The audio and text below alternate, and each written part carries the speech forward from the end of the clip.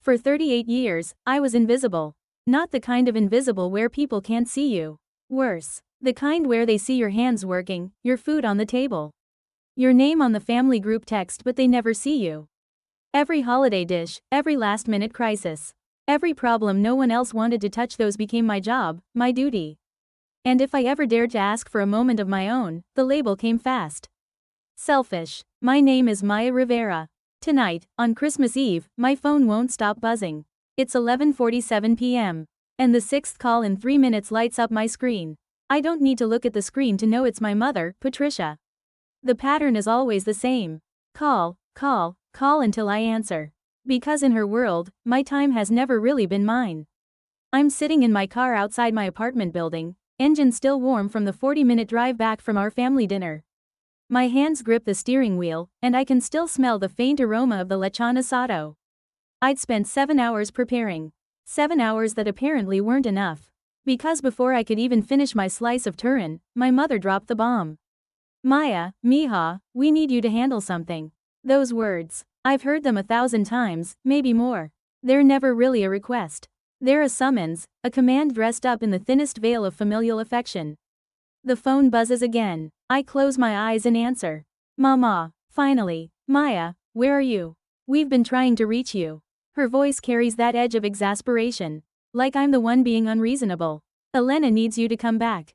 Tonight. I take a slow breath.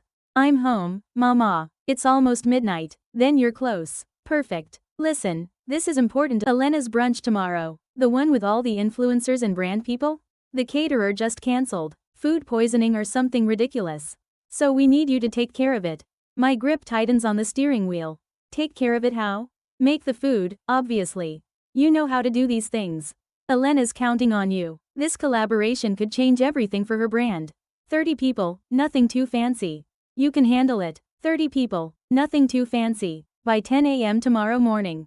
It's not a request. It never is. Mama, Elena's already texted you the menu she wants. Mediterranean theme, very on brand. Shakshuka, those little pastries, the overnight oats in the cute jars. You know, Instagram worthy.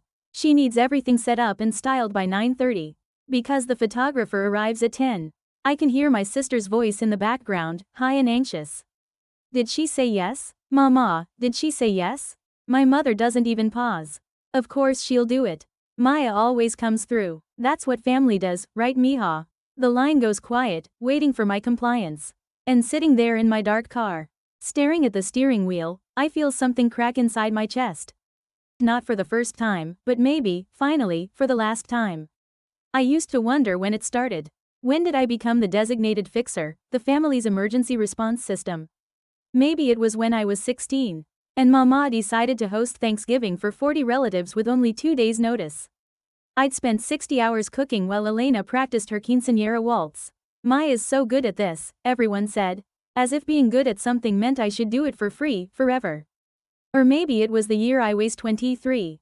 Newly graduated with my business degree, ready to start my career. Tio Roberto's restaurant was failing. And the family decided I should help out for a few months. Those months turned into 2 years of 16-hour days, no salary. Just family obligation while my own dreams got shelved. When I finally left, Tio sold the place and never even thanked me. Then there was Alina's wedding 5 years ago. I wasn't asked to be maid of honor that went to her college roommate. Someone she'd known for 3 years compared to my lifetime. But I was asked to coordinate the entire event. Vendors, timeline, crisis management. I even bustled her dress in the bathroom. While she threw a tantrum about the wrong shade of blush. You're just so capable, Mama always said. Light capability was a curse. The pattern was simple. Elena was the star, the pretty one. The one with potential. I was the engine that made her shine possible. Every opportunity she got came with my invisible labor attached. Every success she celebrated was built on my exhausted shoulders. And I let it happen. Year after year, event after event, crisis after crisis. Because that's what good daughters do, right? That's what big sisters are for. I'm still holding the phone. My mother is still waiting. Mama, I say quietly, I can't do it. Silence. Then, what do you mean you can't do it? I mean I have plans tomorrow. I can't make a 30-person brunch overnight. Plans? She says it like the word is foreign. What plans? It's Christmas. My own plans. Maya, Her voice drops into that dangerous register. The one that used to make me fold immediately. This is your sister. She needs you. Do you know how much money she could make from this collaboration?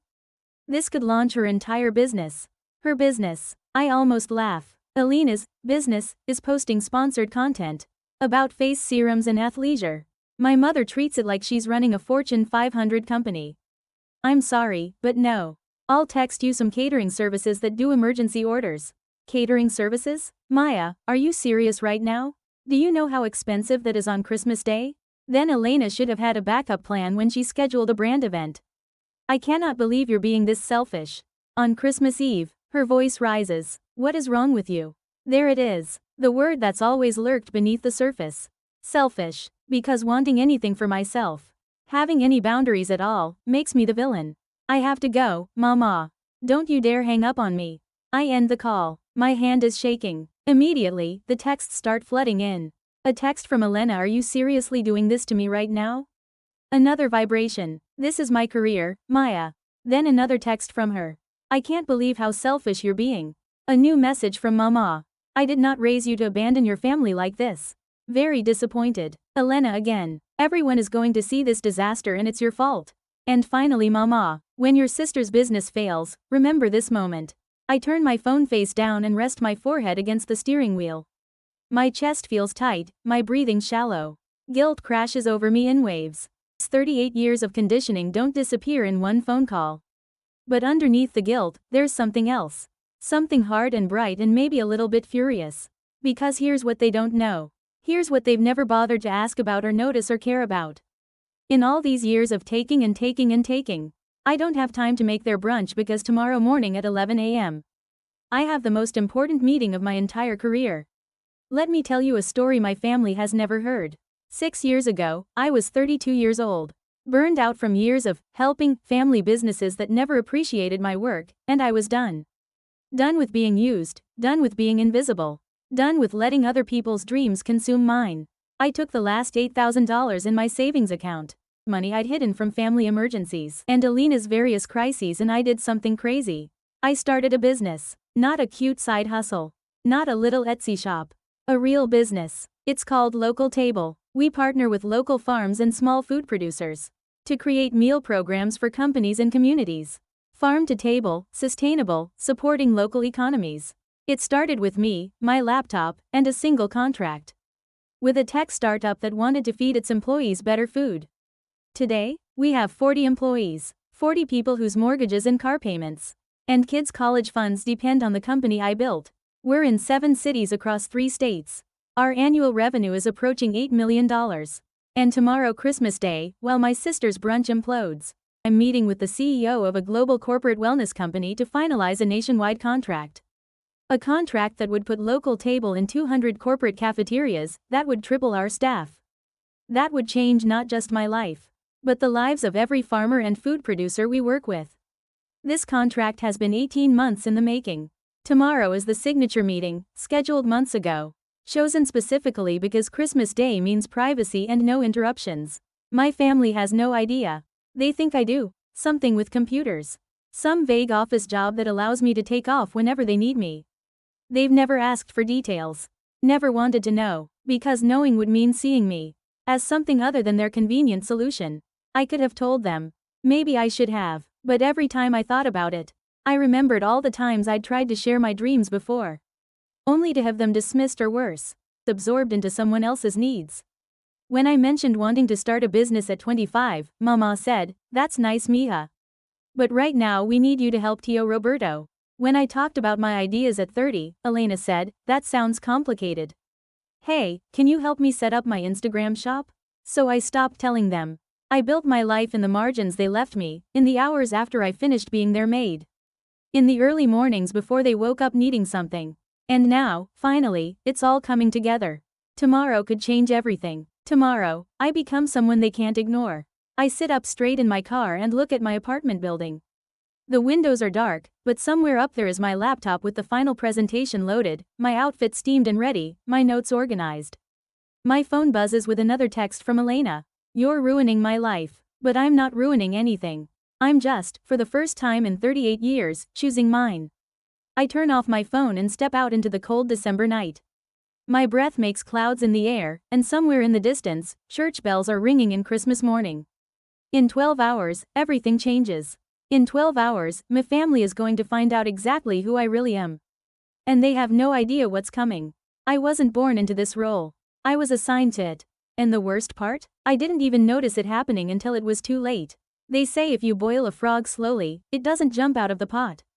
It just sits there as the water gets hotter and hotter until it's cooked. That's what my family did to me. Except I wasn't a frog. I was a 16-year-old girl who just wanted to be loved. It started the November I turned 16. That's the year everything changed, though I didn't know it yet. My mother announced on a Tuesday afternoon that we were hosting Thanksgiving. Not just our immediate family. The entire extended family. 43 people. I remember exactly where I was standing. In our kitchen, still wearing my backpack from school. The strap was cutting into my shoulder, and I'd been looking forward to collapsing on my bed with my homework. My mother was flipping through a glossy magazine. One of those perfect home and garden ones with impossible tables covered in golden turkeys and color-coordinated napkins. She looked up at me with this excited smile and said, "We're doing Thanksgiving here this year, Mija. Won't that be wonderful?" My stomach turned over. I could feel it, this heavy dropping sensation like going down a roller coaster. I asked how we were going to cook for 43 people.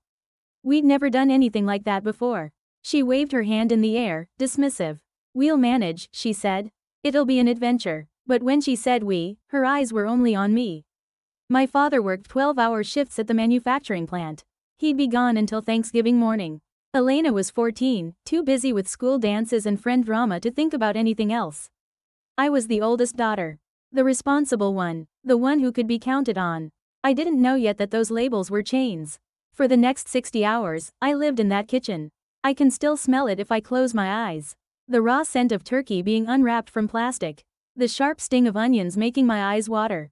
The warm, yeasty smell of dough rising at 3 in the morning. My hands were raw from peeling potatoes. I must have peeled 30 pounds of them. My fingers cramped around the peeler, and I developed this burning pain in my wrist that wouldn't go away.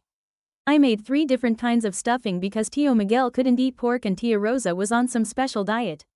And Cousin Jorge only ate the kind with chestnuts. 3 separate dishes, 3 separate pans, 3 times the work. At 4 in the morning on Thanksgiving Day, I was basting turkeys. 2 of them, because 1 wasn't enough. The oven heat blasted my face every time I opened the door. My eyes were dry and gritty from lack of sleep. Elena walked past me at one point, already dressed in a cute outfit she'd bought at the mall. She looked at me in my stained t-shirt and said, "You look tired. Maybe you should have started earlier." I wanted to throw the basting brush at her head. Instead, I just turned back to the turkey and kept working. Because that's what good daughters do, right? When the relatives arrived, the house filled with noise and laughter and the smell of too many perfumes mixing together. Everyone hugged my mother and told her how amazing the food looked. She beamed. She actually glowed with pride. She said, "Oh, you know me. I just love bringing family together." I was in the kitchen, washing the mountain of dishes that had accumulated. My back ached. My feet were swollen. I'd been standing for so many hours that I could barely feel my legs anymore. Tia Carmen came in and found me there. She put her hand on my shoulder, and I remember how heavy it felt. How I wanted to shrug it off but didn't. She said, "Your mother is so blessed to have a daughter like you. So helpful, so mature." I smiled. I thanked her. But inside, something was hardening. Because nobody had asked if I wanted to spend my entire Thanksgiving break in the kitchen. Nobody had checked if I had homework or plans or literally anything else I might want to do with my time. They'd just decided, and I'd just complied. That should have been the red flag. That should have been the moment I learned to say no. But the praise felt so good. Being told I was responsible, capable, mature beyond my years. It felt like love. It felt like I mattered. I didn't understand yet that I only mattered because I was useful. After that Thanksgiving, the requests started multiplying. "Maya, can you help coordinate the church fundraiser? Maya, can you make the food for Cousin Anna's baby shower? Maya, can you pick up your grandmother every week for her doctor's appointments?" My mother started volunteering me for things without even asking first. I'd find out I was committed to some event because someone would thank me for agreeing to help. When I tried to push back, she'd get this wounded look on her face. She'd say, "I thought you cared about family. I thought you wanted to be part of something bigger than yourself." What do you say to that when you're 17 years old? By the time I was 18 and ready to think about college, the trap had already closed around me. I had applications ready for schools in other states. Real universities with dorm rooms and meal plans and freedom. My mother cried when she saw them. Actual tears running down her face. She said, "You want to leave us? You want to abandon your family?" My father suggested community college. He said it so casually, like it was the obvious choice. "It's closer," he said. "More affordable. And we need you here, Mija." Alina's going through a difficult phase. Alina's difficult phase meant she was staying out past curfew and failing algebra.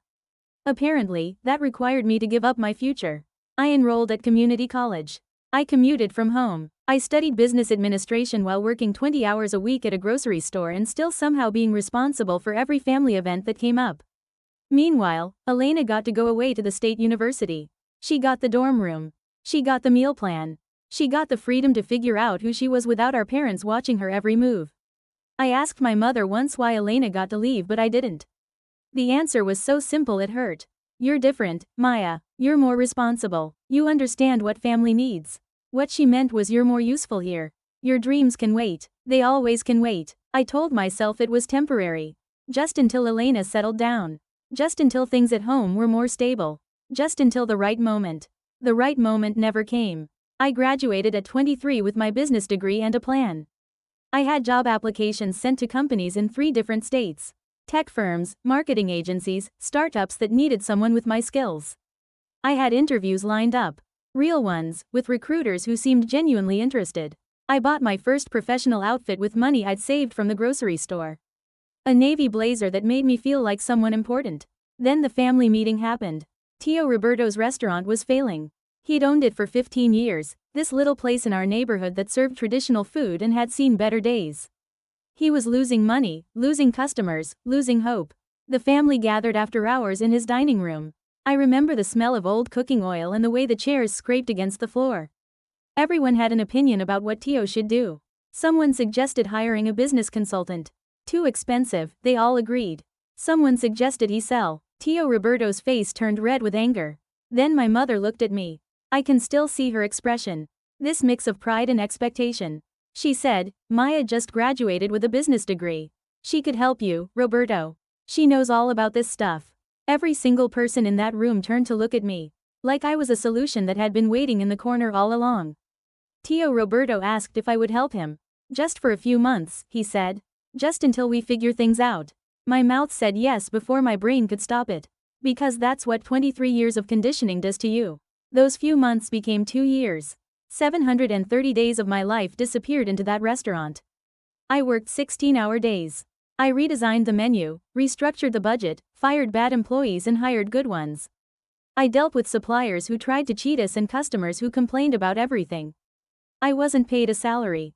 Tio Roberto gave me cash sometimes. $50 here, $100 there. He called it family helping family. My hands smelled like industrial cleaner and fryer grease. I developed a rash on my wrist from the harsh soap we used. At night, I was so exhausted I'd fall asleep in my clothes. Elena, meanwhile, was thriving. She graduated and got a job at a boutique marketing firm. She posted photos on social media of her cute office, her stylish coworkers, her after-work drinks at trendy bars. My mother showed those photos to everyone. She'd pull out her phone at church, at family dinners, anywhere she had an audience. "Look at Elena," she'd say, her voice bursting with pride. So successful, so professional. Nobody ever showed photos of me. Nobody even thought to take them. What would they show anyway? Me scrubbing grease off a stove at 11 at night? Me crying in my car because I was too tired to drive home safely? Me watching another birthday pass without celebration because I was too busy fixing someone else's problems? I kept telling myself it would end. The restaurant would stabilize, and then I could start my real career. I could start my real life. The restaurant did stabilize. I turned it around completely. Within 18 months, it was profitable again. Tio Roberto was getting good reviews online. Local food bloggers were coming in and posting about it. I felt proud. I felt like maybe all that sacrifice had meant something. Then Tio Roberto sold it.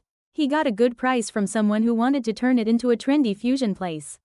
Enough money that Tio could retire and buy a condo in Florida. He left within 3 months. At his going-away party, he hugged me and handed me a greeting card. Inside was $500. $500 for 2 years of my life, for 2 years of 15-hour days, and ruined health and abandoned dreams. The math was cruel. It worked out to about 68 cents per day. I was 25 years old with a 2-year gap in my resume that no employer understood or valued. I'd saved his restaurant, and he'd cashed out and moved to Florida. Nobody seemed to think that was unfair. I should have learned my lesson. I should have drawn boundaries then and there. But I didn't, because, just as I was rebuilding my life, my mother got sick. It wasn't life-threatening, some respiratory thing that required rest and medication and monitoring, but it was enough that she needed help around the house. My father was working even more hours to cover the medical bills. Elena had just started dating someone seriously, and she was busy with that new relationship. So I moved back home. Again, I put my job search on hold. Again, I became the caretaker because that's what I did.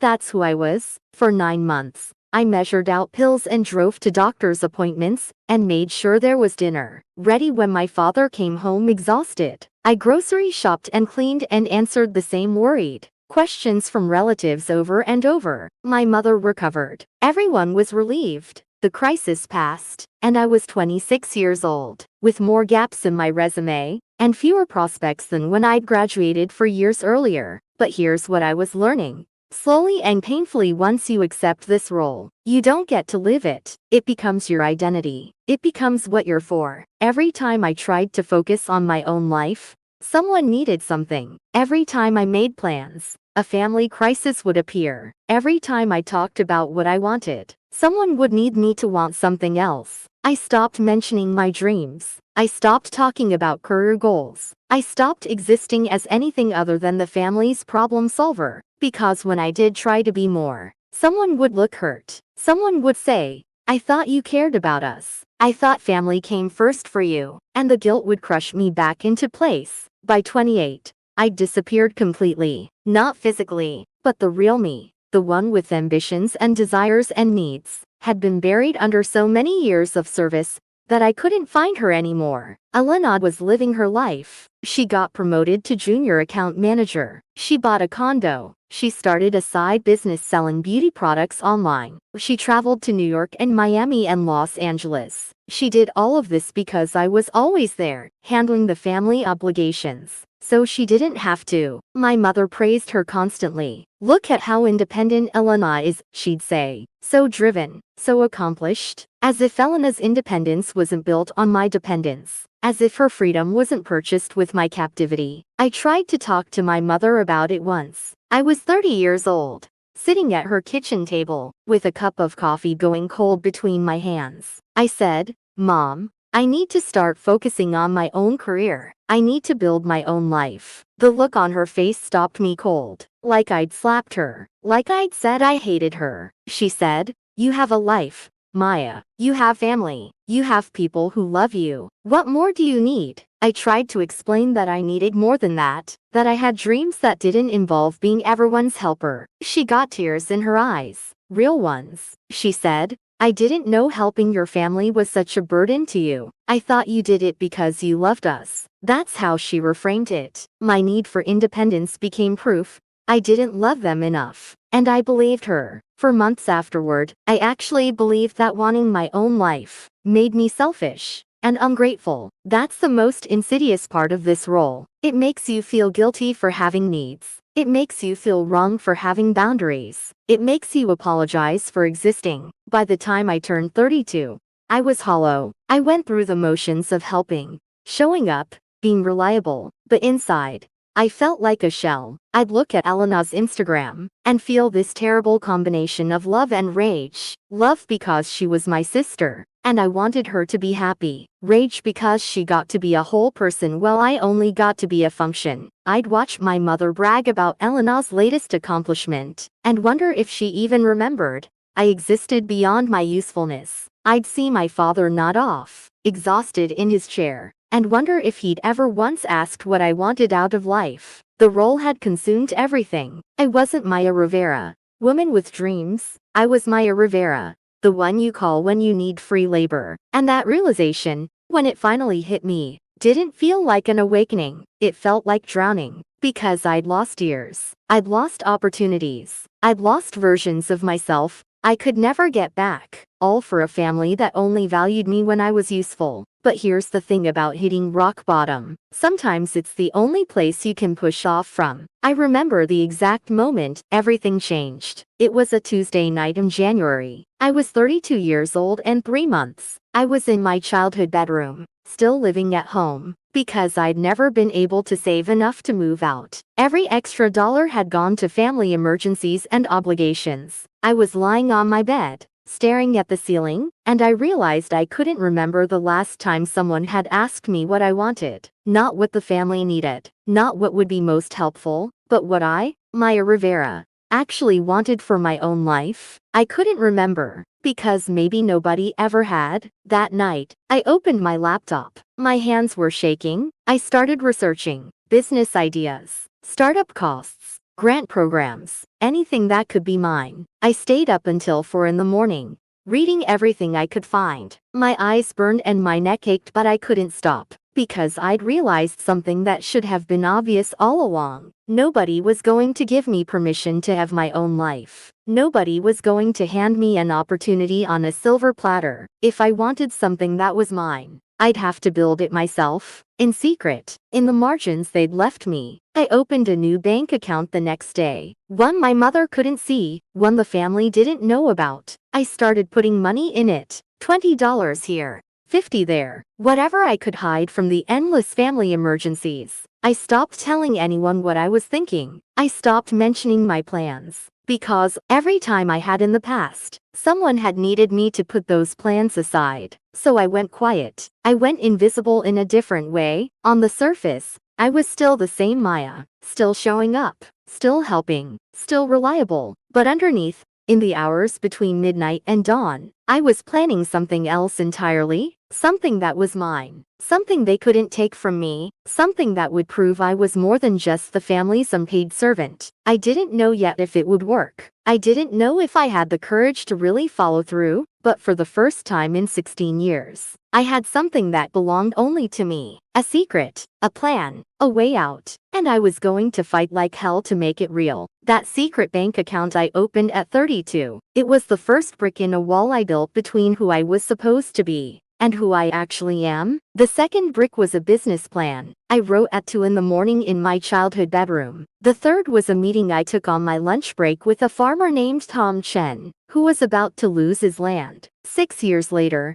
that wall became local table, and local table became everything. Let me tell you how it happened. After that night of research, I became someone else. Or maybe I became myself for the first time. It's hard to tell the difference. I kept showing up for family obligations. I kept being reliable Maya, helpful Maya, the one who never says no. But in the hours they couldn't see, I was building something they couldn't touch. The idea started simply enough. I'd spent 2 years turning around Tio Roberto's restaurant, learning everything about food sourcing, supplier relationships, menu economics. I knew the margins. I knew the waste. I knew how broken the whole system was. Small farms were dying because they couldn't compete with industrial operations. Meanwhile, companies were feeding their employees garbage from vending machines and wondering why healthcare costs kept rising. What if someone could connect those two problems? What if fresh, local food could go directly from small farms to corporate cafeterias? It seemed obvious. But obvious ideas are only obvious until you try to execute them. I spent 6 months researching while working my day job at an accounting firm. A boring, stable job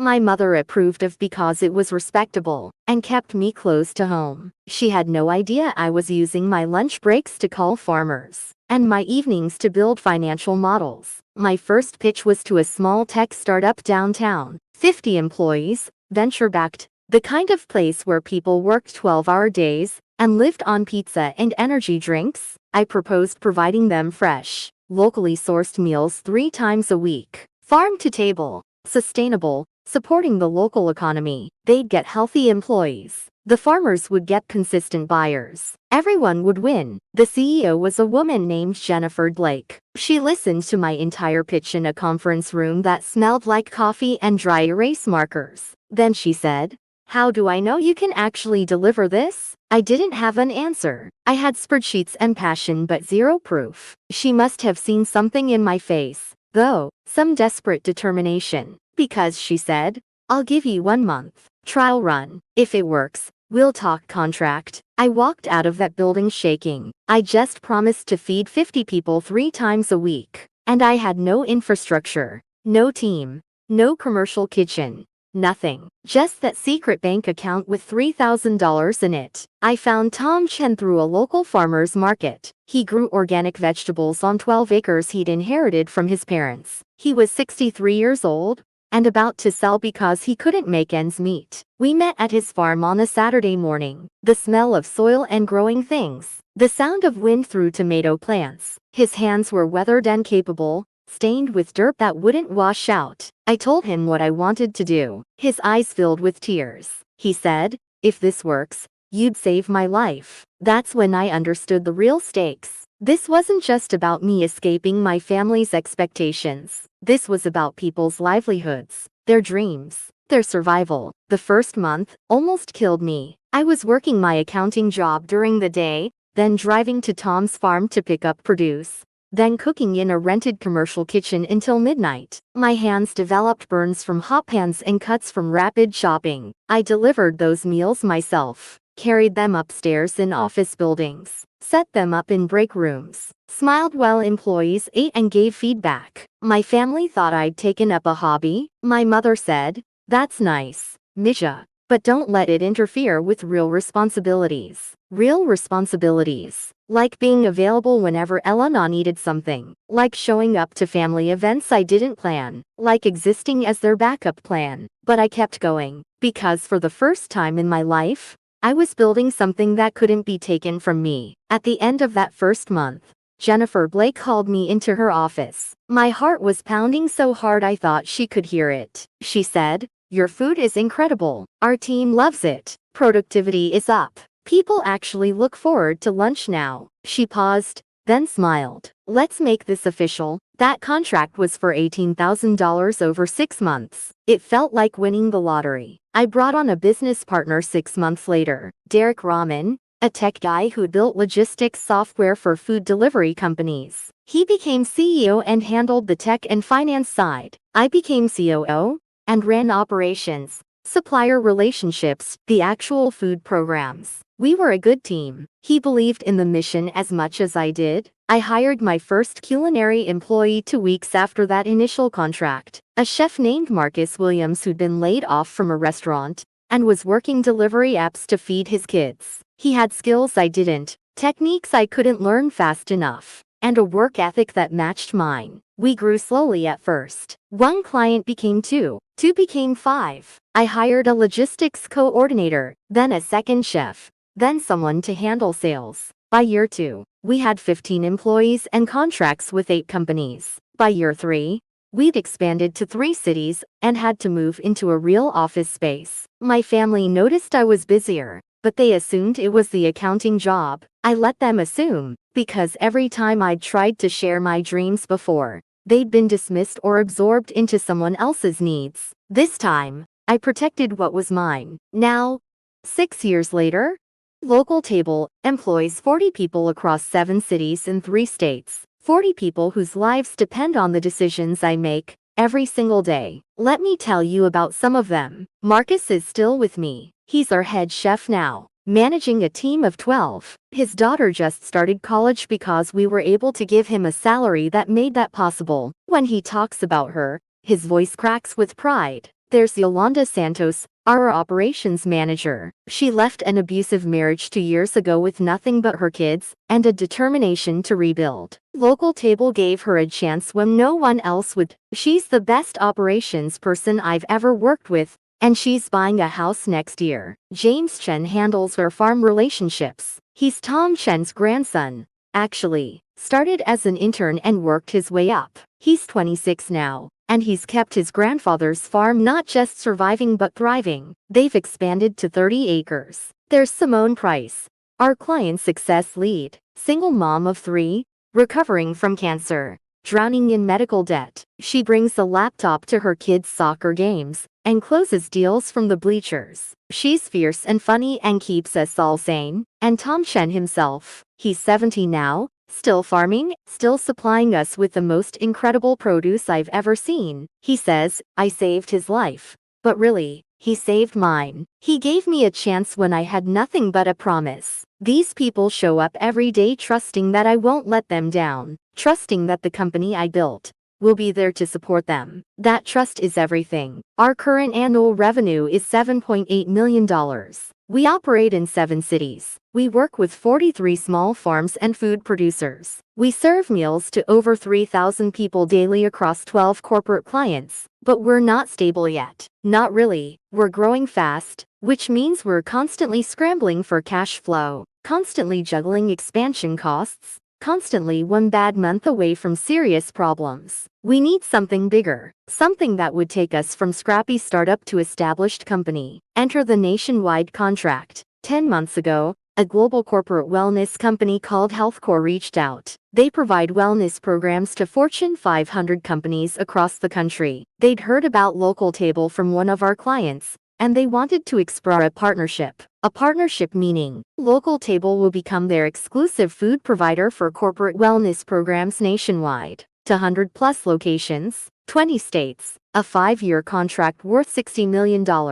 Let me say that again, $60 million. That kind of contract would change everything. We could triple our staff. We could work with hundreds of small farms. We could expand into food deserts, provide meals to underserved communities, create jobs in places that desperately need them. For me personally, it would mean financial security for the first time in my life. It would mean never having to worry about emergency family expenses draining my savings. It would mean freedom. But more importantly, it would mean security for my 40 employees and their families. It would mean Tom Chang could retire comfortably. It would mean Marcus could help his son through college too. It would mean Yolanda could breathe. The negotiations have been intense. Months of calls, presentations, site visits, sample meals, financial audits. HealthCore doesn't mess around. They've vetted every aspect of our operation. Last month, their CEO, Margaret Lawson,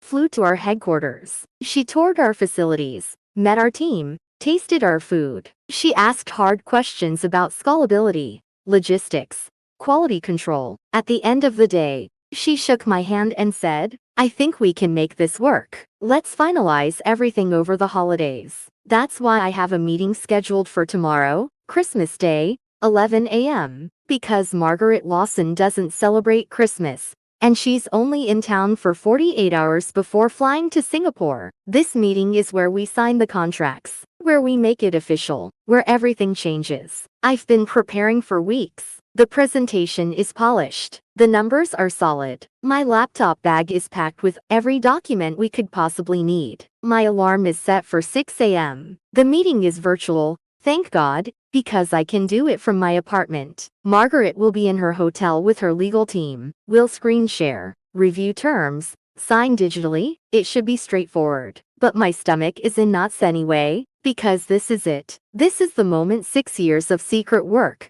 either pays off or falls apart. And my family still has no idea. They don't know about Local Table. They don't know about the 40 people counting on me. They don't know I spent this evening reviewing financial projections instead of making their brunch. They think I work some boring office job. They think I'm being selfish by refusing to help Elena. They think I'm throwing away family for no good reason. The cognitive dissonance is dizzying. At work, I'm the COO. Everyone looks to for answers. At home, I'm still just Maya the helper, Maya the backup plan, Maya the one who should know her place. I've kept these worlds separate for so long that I've almost started to believe they're not connected, like I'm two different people, but they're about to collide. I can feel it. Because here's the thing nobody tells you about success. It's hard to keep hidden. The bigger you get, the more visible you become. And Local Table is getting very visible. 3 weeks ago, a local business magazine profiled us. Small feature, nothing major.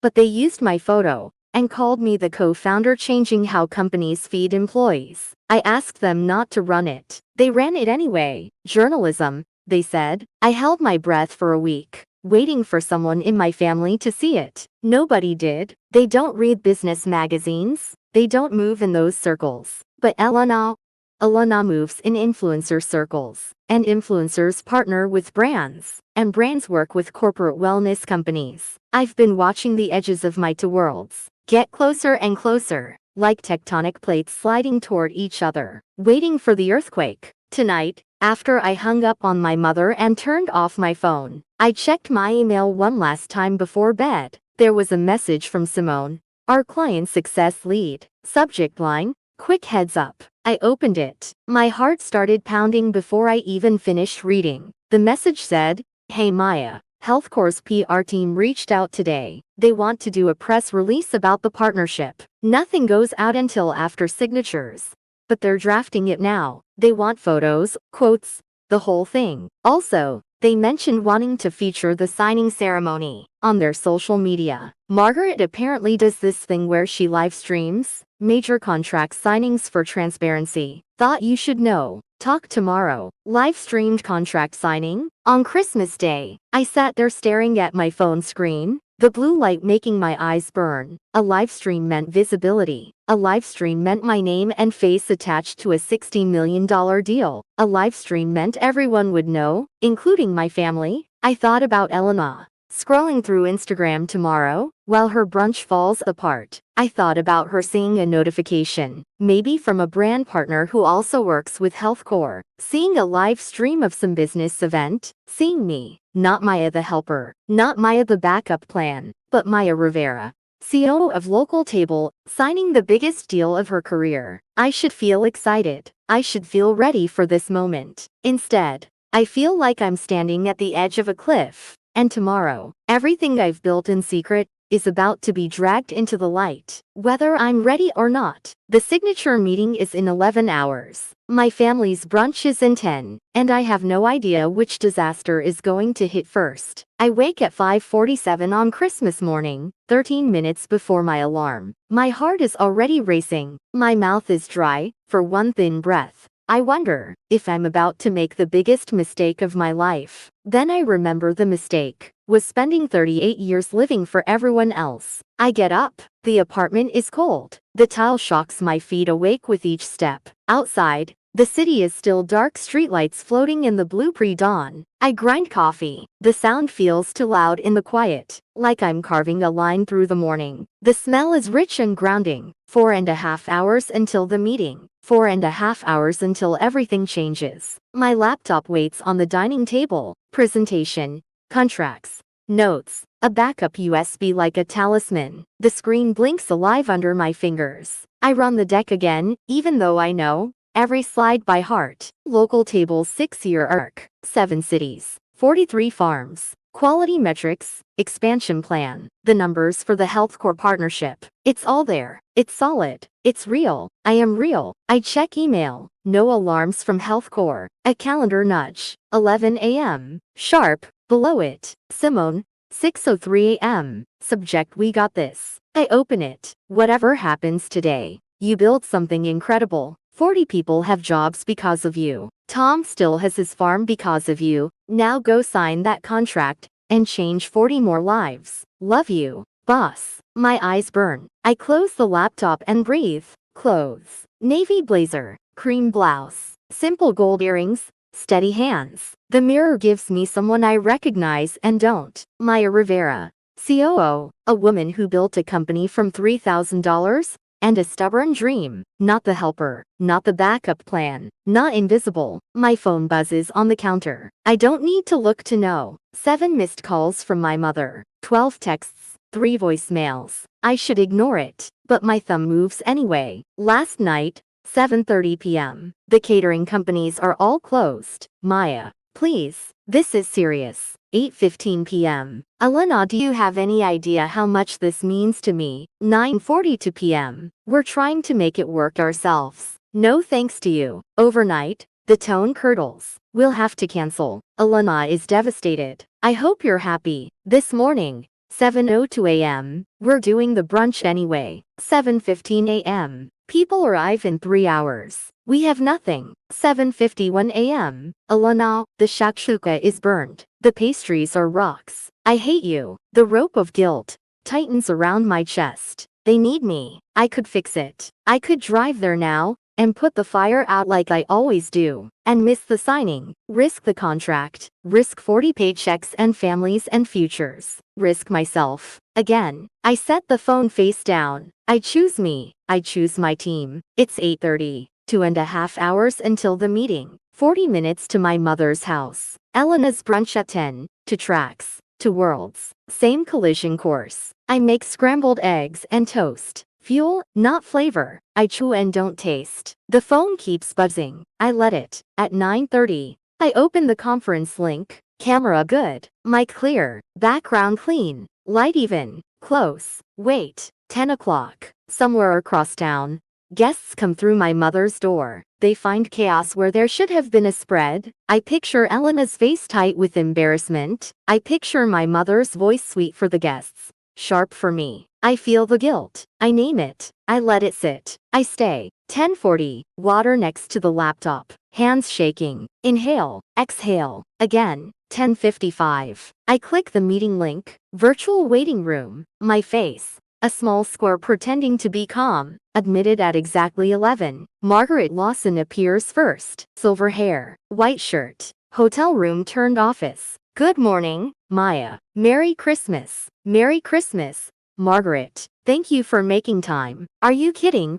She laughs softly. Best gift I could ask for. Bringing in the team. 3 tiles join. David, CFO, at a home desk. Lauren, operations, with a Christmas tree blurred behind her. James, legal, in a holiday suit. Before we start, Margaret says, we'll be live streaming this signing. Transparency is our thing, and it's a big day for us. Still okay? My stomach flips. I nod. That's fine. We're honored. Great. Going live now. She glances off screen, then back. Hello everyone. I'm Margaret Lawson, CEO of HealthCore. Today we're signing a groundbreaking partnership with Local Table. She gestures to me. Maya, tell us about your mission. I breathe. I step into the light. I talk about farms and freshness and real food at work. About 43 producers and 40 employees. About waste reduced and quality measured and people fed well. I talk about Tom Chen, 12 acres to 30, a season saved, a legacy extended. I talk about Marcus Williams, a kitchen rebuilt, a daughter in college. I keep my family out of it. No history lesson, no midnight confessions, just the work. And the work speaks. Questions come, and I catch them clean. David on margins and growth, Lauren on logistics, cold chain, QA, James on liability, insurance, force majeure, 6 years of hard-earned answers. I know every number and kink and fix. I am good at this. Better than good. This is who I am when no one is erasing me. 30 minutes pass in a breath. Margaret smiles. Wide and certain. Any concerns? Heads shake. The numbers work. Quality's impressive. Legal's clean. Then let's make it official, she says. On behalf of HealthCore, we're thrilled to offer Local Table a 5-year exclusive partnership. Ready to sign? I'm ready. Screen share. Contract blooms across the screen, pages of terms and years and consequences. Her signature glides in elegant script. Below it, a blank line waits for me. My phone, face down. Lights. A notification glows at the edge. Then another. Then a flood. The buzzing starts. Not a ring, an avalanche. It rolls the phone toward the table's edge. I keep my eyes on the document. Cursor hovering above the signature field. Hand steady. Almost. The buzzing won't stop. Margaret tilts her head. Everything all right? I glance down. Just a sliver of the lock screen, but enough. Elena's contact photo bright and perfect. My mother's name sharp and familiar. More names stacking. More alerts. They found it. They're watching. They know. I look back at the screen. Margaret waits. The team waits. Beyond them, thousands on the live stream. And somewhere, maybe in my mother's dining room under a ruined brunch, a smaller crowd is watching too. Watching me become someone they never allowed me to be. My hand hovers. The signature line is a heartbeat away. Maya. Margaret's voice is gentle. Whenever you're ready. I inhale. I lower the cursor. I click. Silence in my apartment. Silence in my head. A single digital flourish appears beside my name. The contract seals. The room in my laptop erupts applause, smiles, relieved shoulders. My phone explodes. Notifications blur into a stream. Elena's text says, "Are you kidding me?" Then mom's text. "What is this on the internet?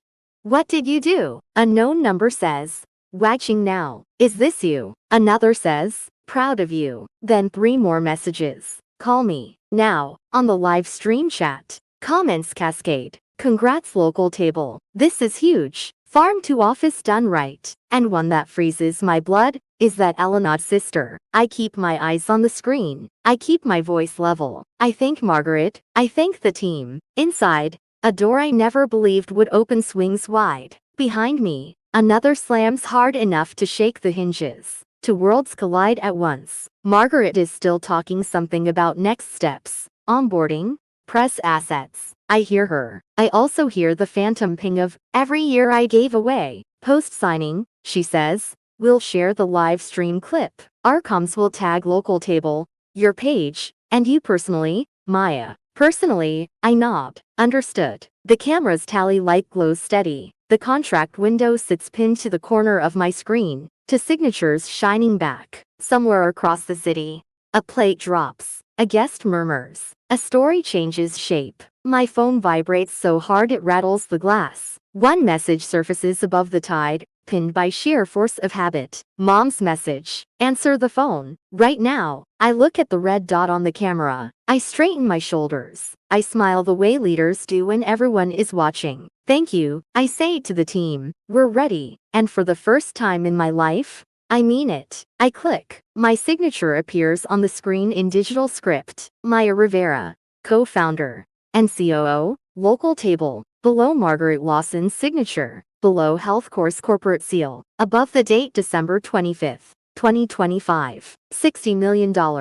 5 years. 200 locations. 20 states. It's done. Margaret is smiling widely on the screen. She's saying something about how excited she is, how this partnership will transform corporate wellness, how she can't wait to work together. David and Lauren and James are all congratulating me. Their faces are warm and genuine and proud. I hear myself saying thank you. I hear myself saying I'm honored. I hear myself sounding professional and composed and grateful. Inside, I'm not there at all. My phone is still buzzing on the table next to me, still lighting up with notification after notification. The vibrations are constant now, a steady rhythm of incoming messages. Margaret says something about celebrating properly after the holidays. She says her team will send over onboarding materials tomorrow. She says Merry Christmas again. I smile and nod and say, all the right things. Then the call ends. The windows close. The screen goes dark, except for my desktop background. I sit there in the sudden silence of my apartment,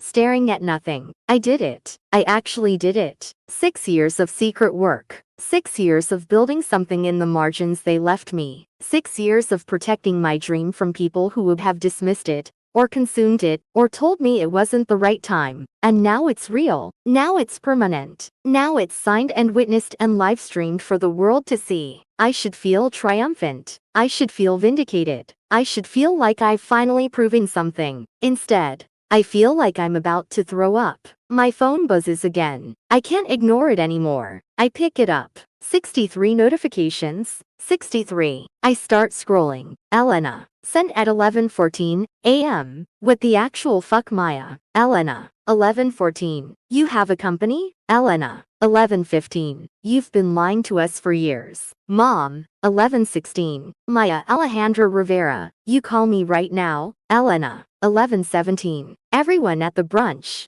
just saw you on their phones, signing some huge business deal, while we're here with burned food. Mom. 11:18. I am watching you on a video right now. You are in a business meeting on Christmas, while your family needed you. Elena. 11:19. Do you have any idea how humiliated I am right now? People are asking me questions about your company, and I don't know anything. Mom. 11:21. How could you keep this from us? How could you lie like this? There are more. So many more. I keep scrolling and they keep coming. Text messages from cousins I haven't heard from in months. From family friends. From people I went to high school with. All of them asking the same questions. Since when do you own a company? Why didn't you tell anyone? Is this real? And then there are the calls. Missed calls from my mother, from Elena, from Tia Carmen, from my father. My father, that one hits differently. He never calls me. He works. He comes home. He sleeps. He exists in the background of our family, exhausted and silent. But he called me today, 3 times. I set the phone down before I can see anymore. My laptop chimes. Email notifications. I click over to my inbox, almost on autopilot. The first one is from Margaret Lawson. Subject: welcome to the HealthCore family. She's attached the signed contract, the press release HealthCore is sending out tomorrow, and a welcome packet for new partners. The email is warm and professional, and excited about our future together. The second is from Derek Rahman, my business partner, and local tables CEO. Subject: we did IT. He's written, Maya, you absolute legend. Just watch the signing. You're incredible. This is everything we've worked for. 40 people just got their futures secured because of what you built. I'm buying the most expensive bottle of champagne I can find, and we're celebrating as soon as the holidays are over. You changed our lives today. I blink back tears. The third email is from Marcus, our head chef. No subject line. Just, thank you. My son just got his acceptance letter to state I can actually afford to send him now. You made that possible. I will never forget this. The fourth is from Yolanda, our operations manager. She's written, I signed the lease on the house today. 3 bedrooms, 1 for each of my kids. I did it. And I couldn't have done it without local table, without you. Thank you for seeing me when no one else did. I'm crying now, actually crying. Tears running down my face while I sit here in my blazer and professional makeup at my dining table. My phone buzzes. I ignore it. More emails come in. Tom Chen's grandson James has written about how his grandfather cried happy tears when he heard the news. Simone sent a gif of someone popping champagne with the caption, Maya Rivera, icon. My Slack notifications are exploding. The entire local table team is in our company channel, posting celebration emojis and congratulations, and expressing gratitude and excitement. Someone's organized a virtual toast for 6 p.m. tonight. Someone else has started a thread collecting everyone's favorite Maya stories. Someone is posting photos from our early days, back when we were just 5 people in a shared office space. This is what I built. These people, these lives, this community. This is why I signed that contract while my family's brunch collapsed. This is why I chose this meeting over their demands. Because 40 families depend on me. Because I'm not just responsible for myself anymore. Because I built something real and important and valuable that extends far beyond my family's narrow expectations. But my phone is still buzzing. I look at it again. There are new messages. Not just from family now, from people I don't even know. Someone has posted the live stream clip on LinkedIn. It's been shared 247 times. The comments are mostly positive people congratulating me. People tagging others in the food and sustainability space. People asking about partnership opportunities. But there are other comments too. People from my old neighborhood who remember me as the quiet girl who helped with church events. People expressing shock that I had this secret life. Some are supportive. Others seem almost offended that I never mentioned it. An old classmate has written, Maya Rivera. We went to high school together, and I had no idea you did anything like this. Why so secretive? Someone I vaguely remember from community college. Wow, I guess we never really knew you, huh? A local food blogger has posted, just learned that the local table COO grew up in our neighborhood and never said a word about her company. Interesting strategy. The tone isn't mean, exactly, but there's something underneath it. A judgment, an implication that keeping my success private was somehow wrong or suspicious. And then there are the family messages that keep coming. Elena, 11:47. I can't believe you let us look stupid in front of everyone. They're all asking me about your company, and I literally have nothing to say. Elena, 11:52. You know what the worst part is? You could have helped us and you chose not to. You chose your company over your family. Mom, 11:58. People are showing me articles about you online. Articles about my own daughter. And I didn't even know about any of this. Do you know how that feels, Maya? Tia Carmen, 12:03. Your mother just told me about your business. Why didn't you share this wonderful news with the family? We would have been so proud, would you? Though. I want to write back. Would you really? Because, every time I tried to share my dreams before, someone needed something. Every time I mentioned wanting to start a business, someone had a crisis that required my attention. Every time I talked about my own goals, I was told to be realistic, to think about the family, to stop being selfish. So I stopped sharing. I stopped asking for permission. I stopped waiting for approval that was never going to come. I built my life in secret, because it was the only way to build it at all. My phone rings. My mother. I don't answer. It rings again immediately. Alana this time. I don't answer. A text from my father. Just 2 words. Call me. That one hurts. My father never asks for anything. He barely speaks at family dinners. But now he wants to talk to me. I set the phone down and walk away from the table. I need to think. I need space. I need to process what just happened. I've just signed the biggest deal of my life. I've secured the future of 40 employees and their families. I've partnered with a global corporation that will allow me to expand to 20 states and work with hundreds of small farms. I should be celebrating. I should be happy. I should be proud. Instead, I'm standing in my kitchen, still, in my professional clothes, feeling like I've committed some terrible crime, because that's what they do. That's what they've always done. They make me feel guilty for having needs. They make me feel selfish for choosing myself. They make me feel wrong for existing outside the role they assigned me. Even now, even after everything, the conditioning runs so deep. My laptop chimes again. I walk back to check. It's a notification from LinkedIn. Someone has tagged me in a post. I click. It's a woman I don't know, a sustainability consultant based in Portland. She's written, "Just watched Maya Rivera sign a major partnership with HealthCore." As someone who's been following local tables work for years, this is so deserved. What she's built supporting small farms while transforming corporate food culture is exactly what this industry needs. Congratulations.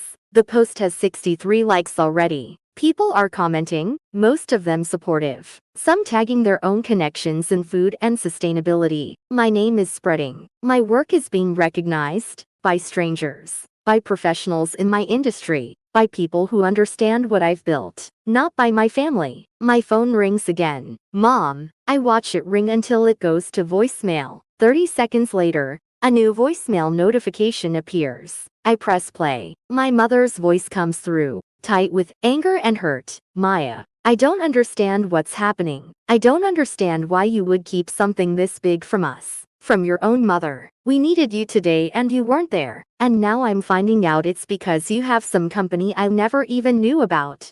Call me back. We need to talk about this." The message ends. I stand there holding my phone, feeling that familiar rope of guilt tighten around my chest. A new text comes through while I'm still holding it. "Alana, everyone left the brunch early. It was a complete disaster. My brand collaboration is probably dead. And you don't even care." Another from Mom. "Your behavior today was unacceptable. Family comes first. Maya, always. Or at least it should." And then another from Elena. "You've been playing us for fools for years, while you built your little empire. Do you even care about us at all?" I want to scream. I want to throw my phone across the room. I want to write back and tell them everything about the decades of being used, about the dreams I gave up, about the person I became when they weren't watching. But I don't, because if I start engaging now, I'll get pulled back in. I'll get dragged into defending myself, explaining myself, justifying why I deserve to have my own life. And I don't owe them that explanation. Not yet. Not like this. My laptop chimes. The local table team Slack channel has a new message. Simone has written,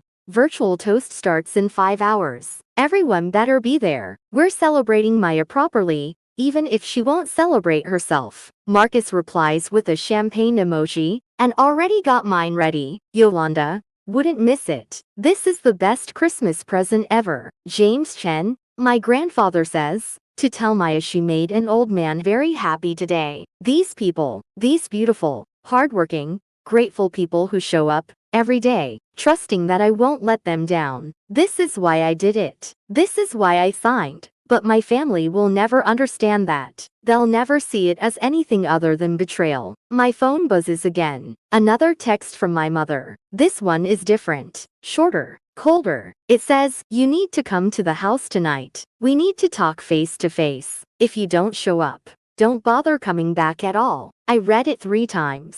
An ultimatum. Show up and explain myself, or lose them forever. Part of me wants to laugh. Part of me wants to cry. Part of me wants to write back and say I already lost them years ago, when they decided I only mattered as a tool for their convenience. But I don't write anything. I just stand there in my apartment, still wearing my blazer, still holding my phone, caught perfectly between 2 worlds. On one side, a family that demands my presence, my labor, my sacrifice, but has never asked about my dreams. On the other side, a company I built, a team that depends on me, a future I fought for in secret, because it was the only way to keep it safe. And I have to choose.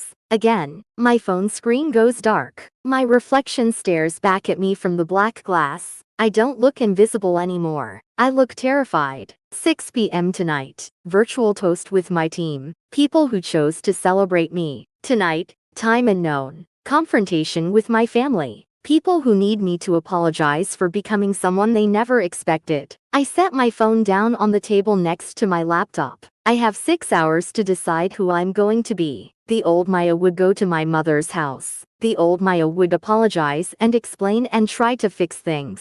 But the old Maya signed a contract today, and she's not sure she exists anymore. I skip the virtual toast with my team. At 5:30 p.m. I send a message to the local table Slack channel. I tell them I'm sorry, that something came up, that I'm so grateful for all of them. I tell them to celebrate without me. Simone replies immediately, "Everything okay, boss?" I don't answer. I just close my laptop and get in my car. The drive to my mother's house takes 40 minutes. I've made this drive 1,000 times. But tonight, my hands shake on the steering wheel. I keep the radio off. The silence in the car is suffocating. I practice what I'm going to say, then abandon it. I imagine the conversation, then try not to imagine it. My stomach churns. My chest feels tight. The sun has set by the time I pull up to the house.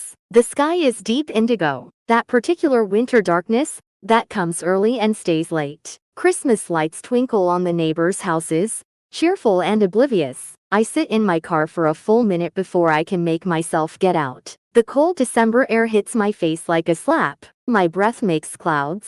The front walk is the same cracked concrete I've walked on since childhood. I can see lights on inside, shadows moving past windows. They're waiting for me. I knock. I have a key, but knocking feels right, formal, like I'm a visitor now, not family. My father opens the door. He looks exhausted, more than usual. His eyes are heavy with something I can't quite name. Disappointment, maybe, or confusion, or both. He doesn't say anything. He just steps aside to let me in. The smell hits me immediately. Burned food, stale grease, something sour and defeated. The kitchen is visible from the entryway, and it's a disaster. Piles of dishes in the sink, on the counters. Half-eaten food abandoned on platters. A pan of blackened shakshuka still sitting on the stove. Pastries that never rose properly, hard as rocks, piled on a baking sheet. 30 people were supposed to eat here this morning. Maybe 10 showed up. Maybe fewer. The evidence of failure is everywhere. My mother and Elena are sitting in the living room. The coffee table is covered with wadded napkins, empty water glasses, a phone face down with the screen still glowing. Mom is on the couch, her hands folded in her lap. She's still dressed in the outfit she wore for the brunch. A nice burgundy blouse and black slacks, but she looks deflated. Her makeup is smudged. Her eyes are red. Elena is in the armchair, arms crossed, still in the dress she wore for the brunch too. A pretty floral thing that probably photographed well. Now it's wrinkled. Her face is puffy from crying. But right now she just looks hard. Nobody says hello. My father closes the door behind me. The click sounds louder than it should. I stand in the doorway between the hall and the living room. I don't sit. I don't take off my coat. My hands are buried in my pockets. My mother speaks first. Her voice is quiet. Too quiet. She says, "So you came?" I came. She nods. like she's surprised. Or maybe like she's trying to decide if that's enough. The silence stretches. I can hear the hum of the refrigerator from the kitchen, the distant sound of a neighbor's dog barking. My mother takes a breath. Thank you for coming. We need to talk about what happened today. Her tone is controlled, measured, but I can hear the hurt underneath. I wait. I don't apologize. I don't explain. I just wait. Elena breaks first. Her voice is sharp, angry. Do you have any idea what you did to me today? I look at her. I was at a business meeting. A business meeting. She laughs, but there's no humor in it. You signed a $60 million deal while my entire career collapsed. While I stood in this house with burned food and guests who left early and posted about it online. Her voice cracks on the last word. People are making jokes about me. Maya. Memes. Someone posted a photo of the food with a caption about influencer fails. My brand contacts stopped answering my messages. The collaboration I was supposed to launch. Dead? They pulled out this afternoon. I feel a twist of guilt in my stomach, but I push it down. I'm sorry that happened to you. Sorry. Elena's voice rises. You're sorry. You could have prevented all of it. You could have helped us, and you chose not to. I had other commitments. Other commitments. My mother's voice is soft. Wounded. Maya, we're your family. We needed you. And you had other commitments. She says it like the words are foreign. Like she can't comprehend what they mean. I take a breath. Yes, I had a business meeting. A very important one. With a company we'd never heard of. Mom shakes her head. Local table. 40 employees. 7 cities. I've been reading about it all afternoon. Maya. Reading about my own daughter's life on the internet because she never told me about it herself. Her eyes fill with tears. Do you know how that feels? To find out your child has been living a completely separate life. For years. The tears are real. The hurt is real. And it makes my chest ache. But I stand my ground. I didn't tell you because I knew you'd react like this. Like what? She looks genuinely confused. Like we'd want to know about your success? Like we'd be proud of you? No. Like you'd find a way to make it about what I could do for you. The words land like stones. Elena's mouth drops open. That's not fair, isn't it? I look at her. When was the last time you asked me about my life? Not what I could do for you. Not if I could help with something. But actually asked what I was working on? What I cared about? What I wanted? She doesn't answer. I turn to my mother. When was the last time either of you asked me anything that wasn't followed by a request? Mom's face crumples. Maya, that's not true. We care about you. We love you. You love what I do for you. That's different. How can you say that? Her voice breaks. After everything I've done for you. I raised you. I fed you. I gave you a home. And I'm grateful for that. I am, but gratitude isn't the same as owing you my entire life. My father moves from the doorway. He sits down slowly in the chair near the window. He's been silent this whole time, just watching. Now he speaks. His voice is quiet. Maya, why didn't you tell us? I look at him. This man who worked himself to exhaustion, who barely spoke at family dinners, who suggested community college because it was easier for everyone else. Because every time I tried to share something that mattered to me, it got delayed or dismissed or turned into someone else's need. I step into the room now. Still don't sit, but I'm closer. Do you remember when I was 16 and I cooked Thanksgiving for 43 people? I was in that kitchen for 60 hours straight. My hands were raw. I was so tired I could barely stand. My mother opens her mouth. I keep talking, and everyone praised you. Mom, they told you what an amazing hostess you were. Nobody asked if I wanted to spend my Thanksgiving break cooking. Nobody asked if I had other plans. You just decided I would do it. That's not how I remember it. Her voice is defensive now. That's because you weren't in the kitchen. You were accepting compliments. Maya, my father's voice has a warning in it. No. I shake my head. I'm done protecting everyone's feelings while mine don't matter. I turn to Elena. Your wedding. You asked me to coordinate the entire thing. Vendors. Timeline. Crisis management. I wasn't even a bridesmaid, but I was expected to make everything perfect so you could enjoy your day. You didn't have to do all that. Yes, I did. Because if I didn't, I'd be the selfish sister who didn't care, the one who wasn't there for you. I look at my mother again. Tio Roberto's restaurant, 2 years of my life, 16-hour days, no salary, just family obligation. I got $500 when he sold it, $500 for 2 years. You are helping family? My mother's voice is quieter now. That's what we do. No, Mom, that's what I did. Just me, always me. The room goes silent. I can hear myself breathing. I can hear the refrigerator humming. I can hear the weight of all these years pressing down on us. When you got sick, I moved back home. I put my career on hold again. I took care of you, managed the house, made sure Pap had dinner when he came home from the factory. Your mother was ill. My father speaks up, his voice defensive. That's what families do. And I was happy to do it. I look at him, but nobody ever asked if I needed anything. Nobody ever said maybe Maya deserves support too. Nobody showed up for me. We showed up. Alana stands now. We've always been there for you. When? I ask. Tell me one single time you showed up for something I needed that didn't also benefit you. She opens her mouth, closes it. My mother is crying now, quiet tears running down her face. This is not fair. Maya, we're your family. We love you. Then why didn't you know about Local Table? Why didn't you know I've been a COO for 6 years? Why didn't you know I've been negotiating the biggest deal of my life for months? Because you hid it.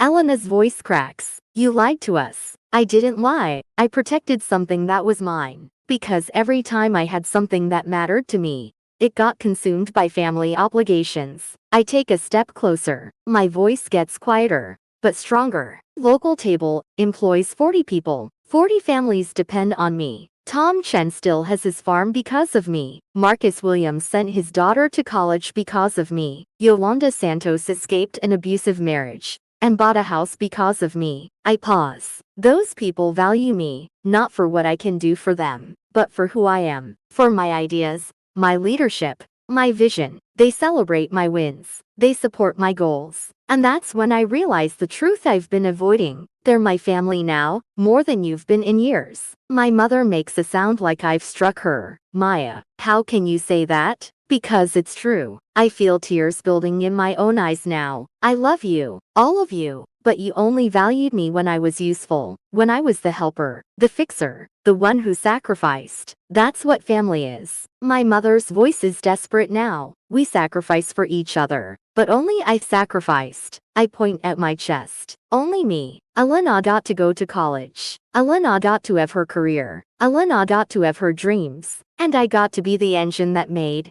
all of that possible. That's not true. Elena's voice is smaller now. You could have said no, could I? I look at her. Really? Because every time I tried, I was selfish. Every time I had boundaries, I was abandoning the family. Every time I wanted something for myself, someone needed me more. I wiped my eyes with the back of my hand. So yes, I built Local Table in secret. I protected it, because it was the only thing I had that was mine. The only thing you couldn't take from me and use up, and expect me to smile about it. The silence that follows is crushing. My father stands up slowly. He walks toward me. His steps are heavy. When he's close, he looks at me with those tired eyes. There's something different in them now, something like recognition. He says, I'm proud of you, Misha. My throat closes up. He continues, his voice rough. I didn't know you felt this way. I should have asked. It's the most honest thing he's said to me in years. But then he adds, but family is complicated. We don't always get it right. It's not an apology. It's not an excuse either. It's just truth. My mother stands up too. She walks to me. Her movements slow, uncertain. When she's close enough, she reaches out like she might touch my arm. Then she drops her hand. She says, I don't know how to fix this. Her voice is so small, so lost. And for the first time in this conversation, I see her as a person, not just my mother, not just the person who assigned me a role I never wanted, but a woman who's scared and confused and hurt. I don't know either, I say honestly, but it starts with seeing me, all of me, not just the parts that are useful. Alana is still sitting in the armchair. She hasn't said anything in minutes. Now she looks up. Her voice is quiet, broken. I never meant to take advantage of you. I know, and that's almost worse. Because you didn't even realize you were doing it. She flinches. Fresh tears spill down her face. I'm sorry. It's the first time she's said it. It doesn't fix anything, but it's something. My mother sits back down on the couch. She looks older than she did this morning. Smaller, she says. What happens now? I don't know. I'm honest. I can't go back to how things were. I won't. We sit with that truth. The kitchen still smells like failure. The dishes are still piled in the sink. The evidence of this morning's disaster surrounds us. But something has shifted. Barely. Maybe. I button my coat. I need to go. My mother nods. She doesn't ask me to stay. Elena doesn't look at me. My father walks me to the door. Before I leave, he says, we have a lot to think about. So do I. He nods. Then, quieter, I really am proud of you. I wish I'd said it sooner. I don't trust my voice, so I just nod. I walk out into the cold December night. The door closes behind me. I get in my car. I don't cry this time. I just sit there. Engine off. Hands on the wheel. Inside that house. My family is sitting with truths they've never had to face. Maybe they'll change. Maybe they won't, but I've changed. And I can't go back. My phone buzzes. I look at it. Simone, we saved you some virtual champagne. Whenever you're ready. We're here. I smile. Small, but real. I start the car and drive home through the dark streets. Behind me, the house with all its broken expectations fades in my rearview mirror. Ahead of me, somewhere in the darkness, is a life I built on my own terms. I don't know if my family will be part of it, but I know I'll be okay either way. And maybe, just maybe, that's enough. I make it home by 8:30. My apartment is dark and cold. I forgot to leave the heat on. I forgot I'd be gone this long. I drop my keys on the counter and just stand there in the darkness for a minute, maybe two. The silence feels different now, heavier. Everything feels different. I turn on lights, make coffee I don't want, sit at my dining table where my laptop is still open from this morning, the signed contract still visible on the screen. $60 million. 40 employees. A future I fought for in secret for 6 years. And a family that may never forgive me for it. My phone buzzes. I've been ignoring it since I left my mother's house. Now I look. 17 new messages in the local table Slack channel. The team is still celebrating. Still waiting for me. Simone posted 10 minutes ago. Boss, we're not ending this toast without you. Log on when you can. No pressure. Just, we miss you. Marcus replied. Take your time, Maya. We'll be here. I wipe my eyes. I didn't realize I was crying again. I open my laptop and click the Zoom link Simone posted hours ago. The screen loads. Suddenly I'm looking at 12 faces. My team, my people. They erupt. Actual cheering. Marcus is holding up a champagne flute. Yolanda has a glass of sparkling cider. Tom Chen's grandson James is grinning so wide I can see all his teeth. Simone is in the center of her screen, beaming. There she is. Our fearless leader. I try to smile. It feels weak, but it's real. I'm sorry I'm late. I had to deal with something. Derek Rahman, my business partner and CEO, leans into his camera. Don't apologize. You're here now. That's what matters. Someone starts a slow clap. Then everyone joins in. They're applauding me. Through screens, across cities, on Christmas night. And I lose it. Not ugly crying, just tears streaming down my face while I smile and try to hold it together. Marcus sees it first. His face softens. Hey, it's okay. I shake my head. I'm fine. I'm just overwhelmed. Good overwhelmed. Yolanda asks gently. I don't know how to answer that. Derek does it for me. It's been a big day. For all of us. This contract changes everything. He raises his glass. To local table. To 6 years of grinding. To every farmer we work with. To every meal we've served. And to Maya Rivera, who built this company. From $3,000 and a dream. Everyone raises their glasses, phones, mugs, water bottles, whatever they have. To Maya. They shout. I raise my coffee mug. To all of you. I couldn't have done any of this without you. And I mean it. Every word. We talk for an hour. They share stories. Marcus talks about his daughter's acceptance letter. Yolanda talks about her new house. James talks about his grandfather's reaction when he heard the news. Tom cried. James says, his voice thick. Happy tears. He said this is the best Christmas gift he's ever received. My throat tightens again. Simone shares screenshots of the live stream comments. Hundreds of people congratulating us. Industry leaders reaching out. Journalists requesting interviews. This is just the beginning, she says. HealthCore's press release goes out tomorrow. We're going to be everywhere. Derek nods. We need to prepare for the attention. Maya, you'll probably get interview requests. We should coordinate with HealthCore's PR team. I nod. Sounds good. But my mind is elsewhere. Thinking about my mother's face. Elena's tears. My father's quiet pride that came 20 years too late. The call winds down around 10. People start logging off, wishing each other Merry Christmas, promising to enjoy the rest of the holiday. Before the chaos of onboarding starts, Derek stays on. After everyone else leaves, he says, "You okay?" Really? I don't know, honestly. I don't know. Want to talk about it? I shake my head. Not yet. Maybe not ever. He nods. Okay, but Maya.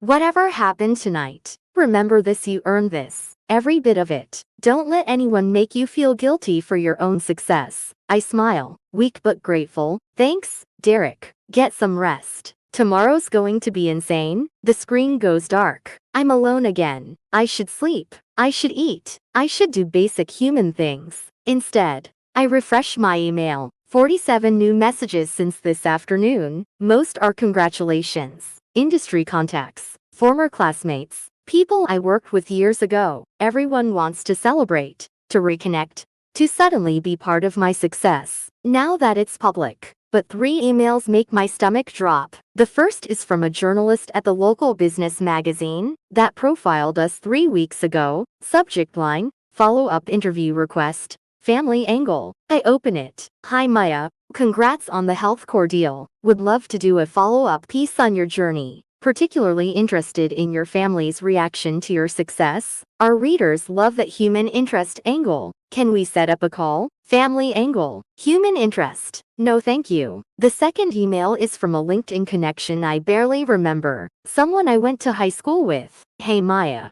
Saw the big news. Random question. Is your sister Elena the influencer? Someone shared a post from her account, and I thought I recognized the last name. Small world. My chest tightens. I open LinkedIn. Search for Elena's name. Her profile appears. Lifestyle influencer and brand consultant. 15,000 followers. Her most recent post was 2 hours ago. It's a photo of Christmas decorations. Tasteful, aesthetic, perfectly lit. The caption reads, "Not all gifts come wrapped in bows. Some lessons arrive on the hardest days. Learning that success isn't everything when you lose what matters most. Family fame, always. Hashtag Christmas lessons. Hashtag family first. Hashtag real talk." The comments are already rolling in. What happened, girl?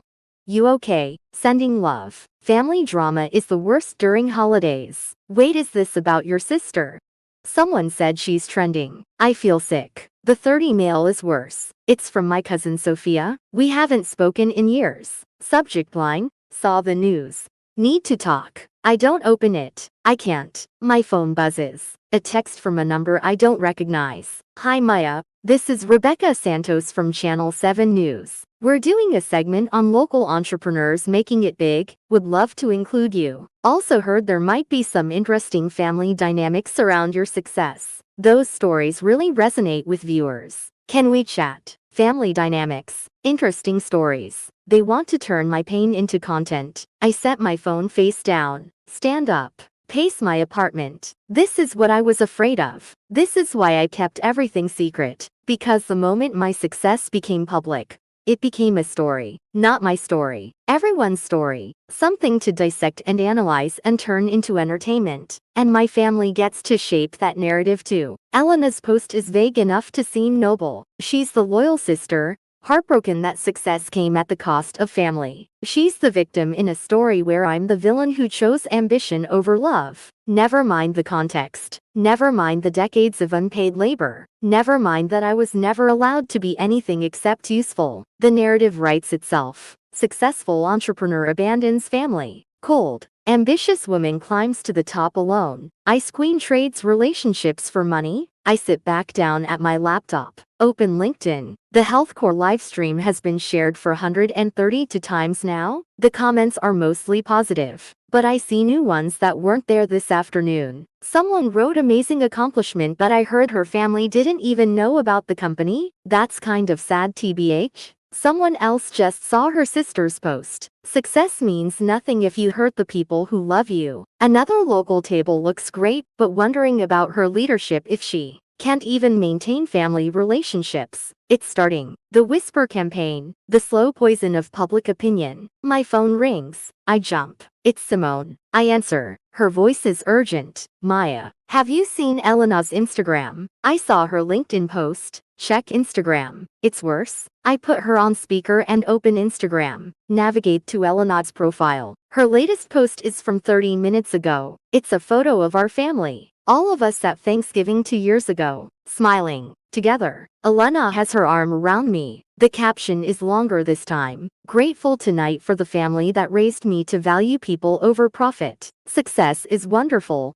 but not when it costs you the people who loved you first. Watching someone close to me choose a career over relationships has been heartbreaking. Money can't buy back the moments you miss. Remember what really matters. Family values Christmas reflection as know your worth. 412 likes already. 83 comments. The comments are brutal. Is this about your sister?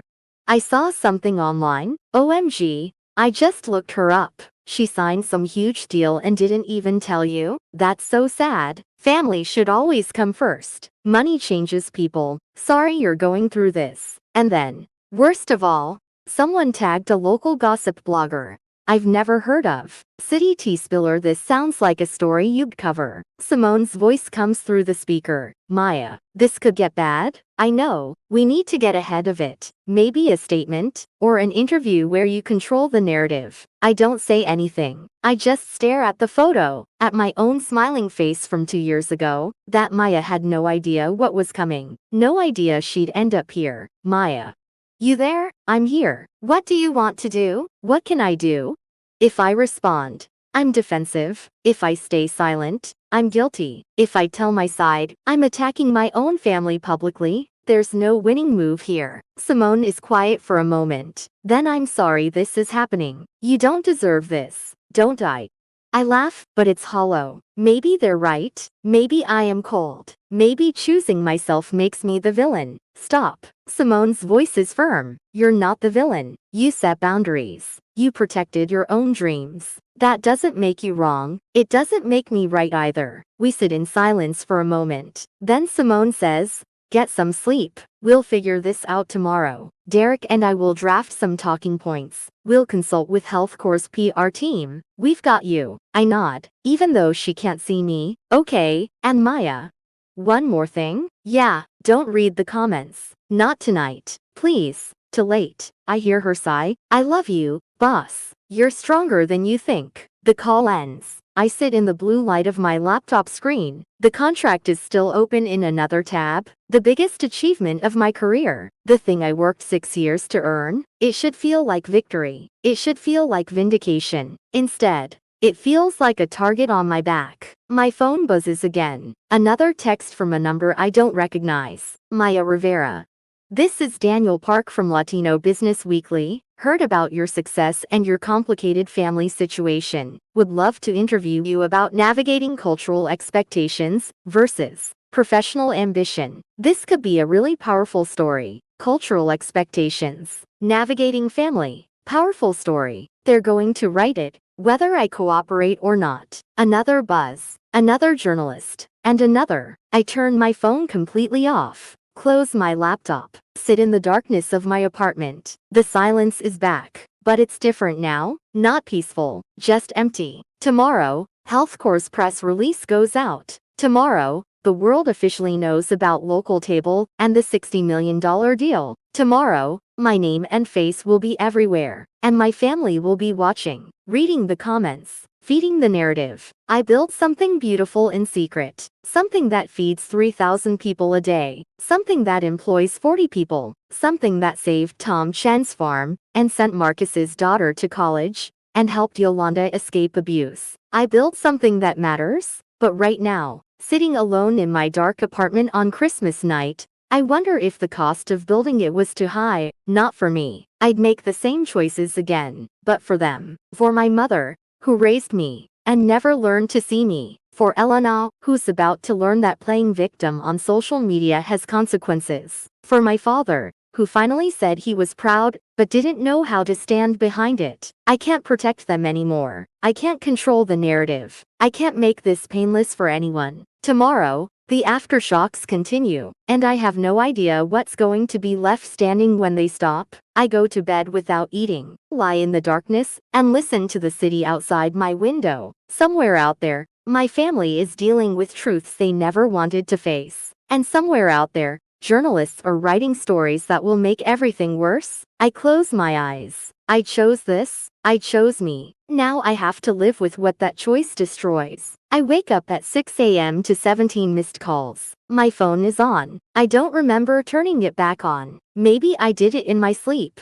Maybe some desperate part of me needed to stay connected to the disaster. I sit up in bed. My head pounds. My mouth tastes like regret. The first notification is an email from HealthCore's PR team. Subject line: press release live, congratulations. The second is a text from Derek: call me now. The third is a missed call from Simone. Then another, and another. Something is very wrong. I open my laptop, search for local table HealthCore. The press release is everywhere. Business Insider, TechCrunch, Forbes. The business coverage is good, professional, but that's not where the problem is. I click over to Twitter, search my name. The headline hits me like a punch. Maya Rivera signs $60 M deal while family business collapses. It's from a gossip blog called City Tea. 3,000 shares already. The article opens with Elena's Instagram post. The family photo, the caption about choosing career over relationships. Then it twists the knife. Sources close to the Rivera family say Maya has been secretly building her company, while her mother and sister struggled to maintain their small catering business. When the family needed her help on Christmas Day, she refused, choosing instead to attend a corporate signing ceremony. A catering business? That's not true. But truth doesn't matter. Only the narrative does. My phone rings. Derek: Maya,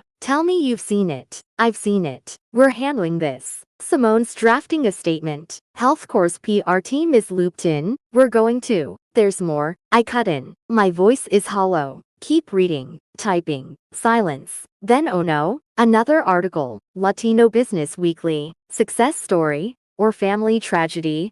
The Maya Rivera controversy. Screenshots of Elena's posts. Comments from her followers. And the line that kills me? Repeated attempts to reach Maya Rivera for comment were unsuccessful. Because I turned my phone off. Because I needed one night to breathe. Then the lifestyle blog. When ambition costs everything, a sister's heartbreak. An interview with Elena. I'm proud of what she's accomplished, she says. Voice soft, reasonable. But I wish she'd shared it with us. I wish we'd been part of her journey. She sounds like the perfect victim. Gracious, hurt, noble, and me, the villain. My phone buzzes again. My mother this time. Mom. Her voice is tight, cold. Maya, journalists are calling me. They're saying terrible things. About you. About us. Then tell Elena to stop. Tell her to take down her posts. Silence. Then she has every right to express her feelings. Not when it threatens 40 jobs. Your company, she snaps. That's all you care about, isn't it?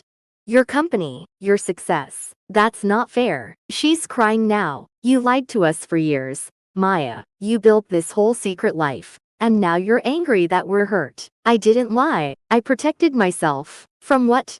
From your own family? Her breathing shakes through the line. Then she whispers, fix this, Maya. Somehow, before it destroys all of us. She hangs up. At 7 a.m., I join the emergency Zoom call. 15 faces. Derek, Simone, Marcus, Yolanda, even Tom Chen. Options fly. A formal statement, a counter interview, or silence. Silence isn't an option. Marcus leans forward. Then don't play their game. Make it about the work. Yolanda asks, show the humans behind the headline. The farms. The families. It's good advice, but it's not enough. I take a breath. I want to tell the truth. All of it. Why I built local table in secret. Why I couldn't tell my family. Why I chose this path. The PR consultant frowns. Risky. I don't care. My voice is sharp now. Let them judge me. But they'll know the real story. Not just Elena's. Derek smiles. That's the Maya I know. After the call,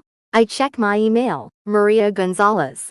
Podcaster. She'd written yesterday. I'd love to talk about your journey, work, family, sacrifice. Your story could help so many women. I reply yes. Tomorrow. But it has to be the full story. No edits. No cheap drama. My truth. Or nothing. Her answer comes in minutes. Yes. Tomorrow. As long as it takes. Relief. For a moment. Then my phone buzzes again. A text from an unknown number. It's a screenshot of Elena's private Instagram story. She's crying. The caption. Recording my podcast tomorrow about family betrayal and toxic people. Sometimes the hardest thing is admitting someone you love has changed into someone you don't recognize. The sender adds. Thought you should know. She's going all out. A concerned friend. My blood runs cold. Elena's doing a podcast. Tomorrow, the same day as mine. Both of us, going public. Both of us, telling our sides. Only one of us will come out intact. I sit at my kitchen table, head in my hands. Tomorrow,